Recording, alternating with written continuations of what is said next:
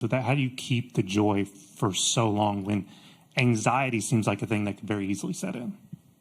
Well, the only way that you can have a joy that doesn't fade away is from the Lord. And any other type of joy is actually happiness that comes from circumstances and outcomes. I think Coach has said this before, but joy from the Lord is really the only thing that can keep you motivated, just in a good mindset, no matter the outcomes. Thankfully, we've had a lot of success this year, but if it was the other way around, joy from the Lord is the only thing that can keep you embracing those memories, moments, friendships, and all of that. So that's really the only answer to that, because there's no other way that softball can bring you that, because of how much failure comes in it and just how much of a roller coaster the game can be.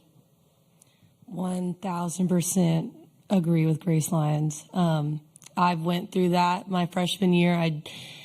I was so happy to win the college. I've talked about this before, but I was just so happy that we won the College World Series, but I didn't feel joy. I didn't know what to do the next day. I didn't know what to do for that following week. I didn't feel filled, and I had to find Christ in that. And I think that is what makes our team so strong, is that we're not afraid to lose, because if it's not the end of the world if we do lose. Yes, obviously we've worked our butts off to be here and we want to win, but it's not the end of the world because our life is in Christ, and that's all that matters.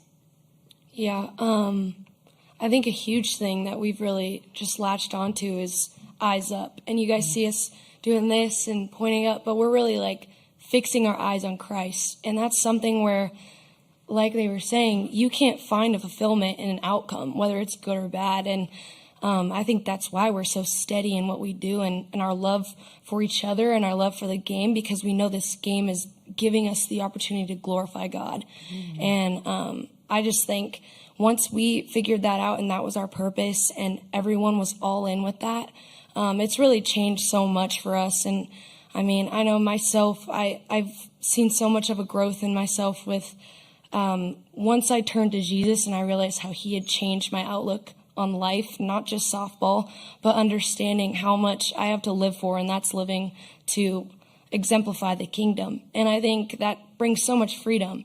And I'm sure everyone's story is similar, but we all have those great testimonies that have really shown how awesome it is to play for something bigger.